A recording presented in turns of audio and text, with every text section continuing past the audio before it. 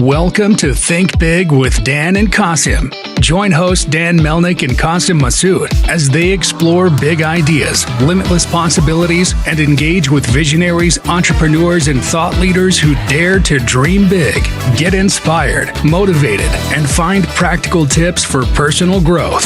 Think big, dream bigger, and ignite your potential. Welcome to Think Big with Dan and Qasim, and our guest today is Heather Roberts. So Heather, if you want to go ahead and introduce yourself, tell us where you live and what you do. Thank you so much for having me, Dan. So I'm Heather. I'm the founder of a company called Mom Bomb, and we are the combination of a for-profit and a nonprofit company, which I'll talk a little bit about in a minute, but currently freezing my coyotes off in Boston. So that's what's happening. Awesome. So yeah, I'm curious more about your company. What exactly do you guys do, and how did you get the idea for it? That's such a great question. So we sell all natural bath and shower products. Currently, what's on the market right now is a lot of endocrine disrupting products with fragrances that make you very sick. And there's not a lot that is affordable that's on the market that is natural and good for you. And I started us in 2017 after having about the worst year of my life. I started at the end of 2017. The beginning was rough. I've been an entrepreneur since I was about 4 years old. My father took me to work when I was little, and I had always had been in startups. I helped start a company called autotrader.com in the year 2000. You may have heard of it. Yes. Yeah. And I left there and I bought a magazine and I started a PR firm and was doing really well. Life was going great. And then all of a sudden I started having seizures.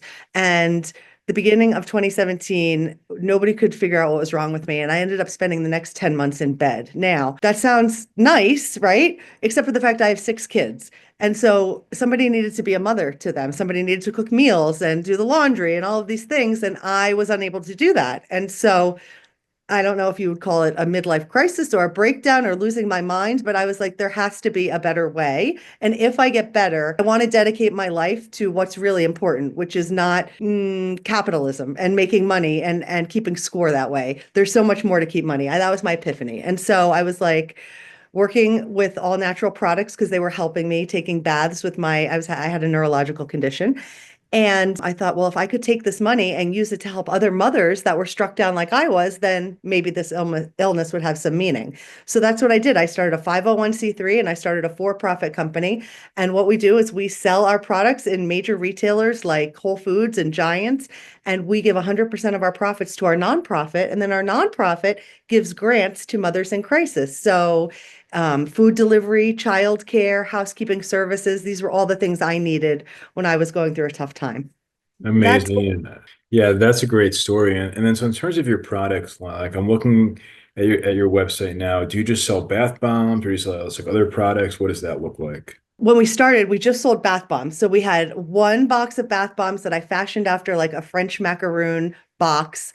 And I quickly realized like that was not going to get us where we needed to go. You need to have a variety.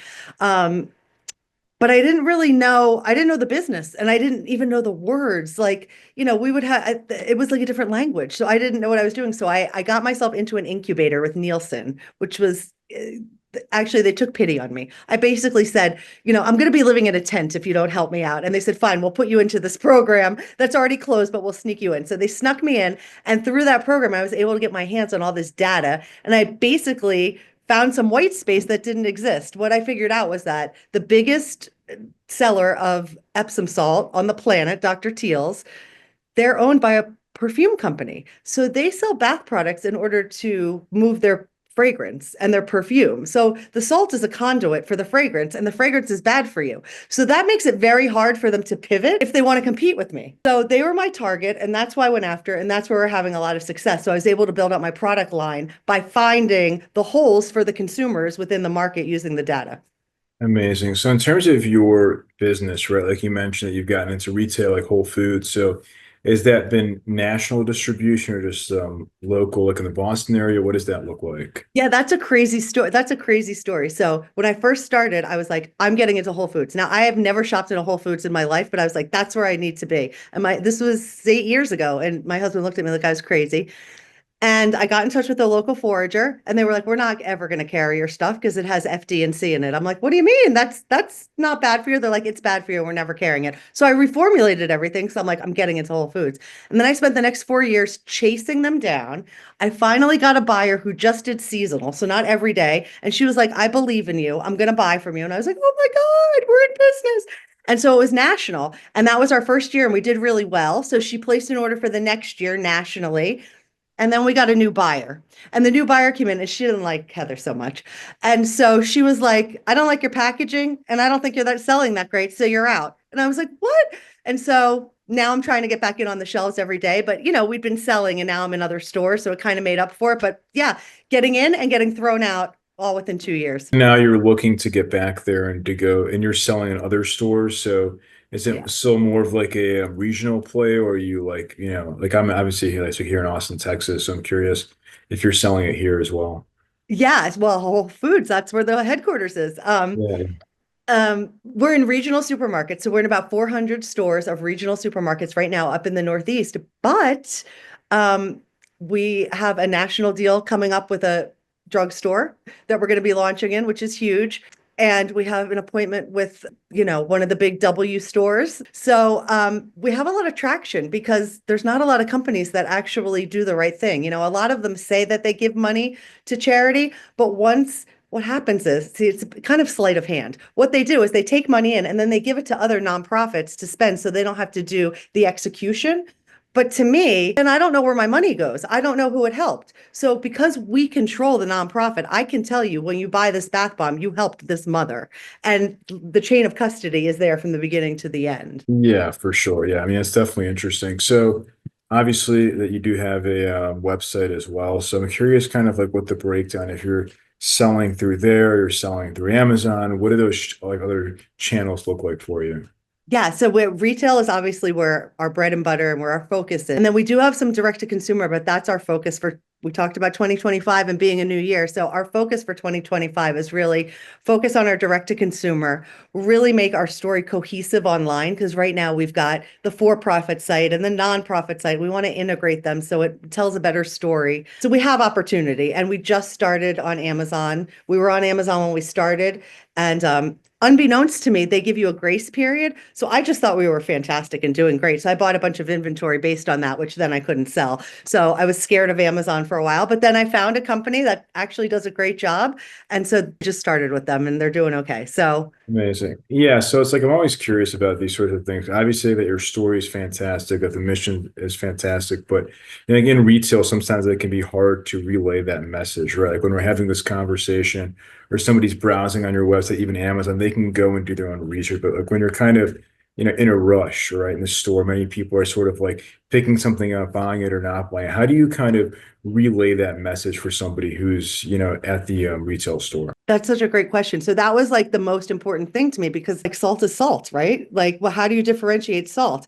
And so I did a couple of things. And at first, people didn't get it, but the world is changing now and they're starting to get it. So the first thing I did was I created the packaging to look like it should be in a store on Fifth Avenue. So when you're walking through Walgreens and you see something that looks like it should be on the store on Fifth Avenue, it causes you to look. So that's the first thing. There's a differentiator there. But what I do is I actually do what I said earlier, which is I tell the story of a woman that has been helped through every product. So there's stories on all of the packaging.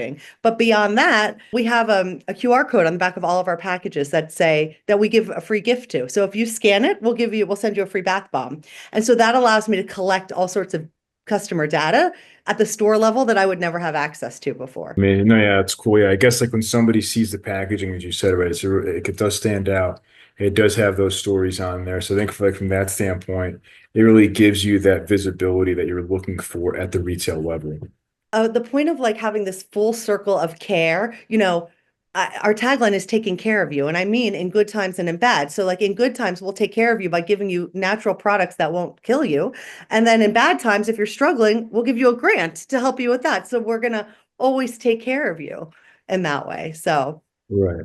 Yeah, and I'm curious about this too, because I think that like people obviously have different habits, different routines, right? Like in terms of taking baths. I don't take baths that often, but I mean, what do you recommend in terms of like how often somebody should take a bath, and use a bath bomb to go and take that bath?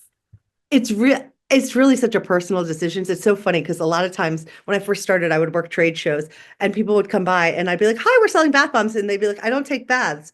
So then I would be like, "Hi, do you take a bath?" And then people would say no. And then it would sound like they didn't. So I was like really struggling to find like how to have that conversation because it's very different for everybody.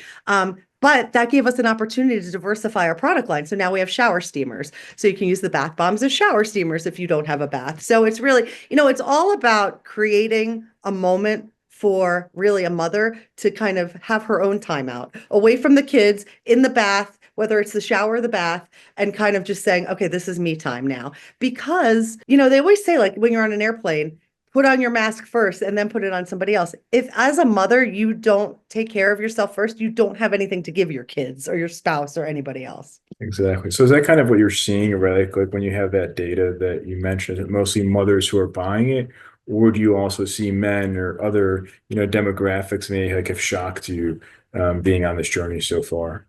It's been broken down into three areas, which is really interesting to me. So obviously moms, helping moms, men is about 40% of what we do because they're buying for their people. And then we have businesses that have really found that they like doing things for their employees. And we're a really good solution for that, right? We can send out personal care gifts to all their employees. And it's a tax write-off because it's a charity. So everybody wins. So that's been another really nice revenue stream that we've had that most companies don't have. Yeah, that's interesting. I feel like when you think of gifts, you don't really think of, bath products, but it definitely makes sense because it is sort of like a luxury, because you said it's sort of like a good feeling to be able to take a bath or shower, especially after a long day. So if you can give your employee like a product like yours, I think that there's lots of value there. Without a doubt. And it shows you're giving back to the community because it really is beyond selling a product. Like I always say, like, we're here to do more than sell you a product. We want to take care of you. So, Exactly. yeah. So how have you had those conversations? Because it's been like at trade shows or just cold outreach or networking events? Like how have you gotten those corporate partnerships? I'm a master networker, but not like in a weird way. I just happen to know a lot of people. And so mercifully, and, thank God, people have been willing to help. So, I've been, all my friends own businesses. And so they've all been very supportive when it comes time to send, holiday gifts at the end of the year. They always call me. But it allows me to get a lot of feedback too, as to what works and what doesn't work for some companies. I've had some companies say, we want you to create bath bombs in our company colors for us. And then we've been able to do that, which is like a side project. But I just happen to have really good friends and relationships of people that are willing to kind of help me. For sure, yeah, that's awesome. And I mean, obviously, good friends is one thing, but you also have a great product, right? Because like if your product wasn't great, then they wouldn't buy it. So I think those two things are also super important. Thanks. I take that for granted a lot of time, almost like it's one of these things where like I don't think about the product probably as much as I should because I know it's good. So it's like when you Right. get on an airplane, you don't ever think like I'm buying safety because I want to arrive. You just assume that you're going to arrive alive. It's the same thing with my products. Like I know you're going to like them, so I don't spend enough time talking about them. Yeah, for sure. So if you could go back in time to before you got started, what is the one biggest piece of advice that you wish you knew? That I have the answers internally. I spent so many years looking externally for people to guide me and help me. And that just led me down a path of being taken advantage of by everyone. And the second I kind of took my power back and was like, wait a minute, if these people could do what I'm doing, they would be doing it. So why are they pretending that they have the answers and I'm paying them, consultants, I'm paying them, but we're not getting anywhere. And it really was a lot of money before I got smart. But I do have the answers. I do know what I'm doing and get out of my way. So that is my biggest lesson because you question yourself all the time, especially when you're doing something that nobody else has ever done before. Nobody has ever set up a company like this before.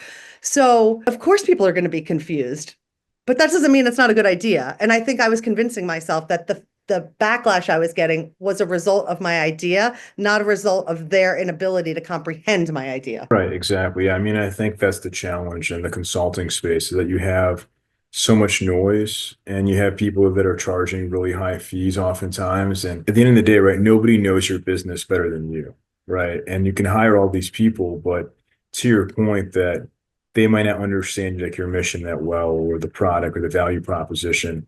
And so it's something like it's good to have those conversations with people. But yeah, it's like a lot of the times there are people that are promising you the world and charging you like that. And it's hard to really see the actual returns from those investments. And it can be detrimental. I mean, I had one consultant that told a buyer of the biggest retail chain something that wasn't true while I was on the phone, while I was on the call. What do you do in that situation? Right. You're locked in. And so, it can be detrimental. It's not only, it can be really bad.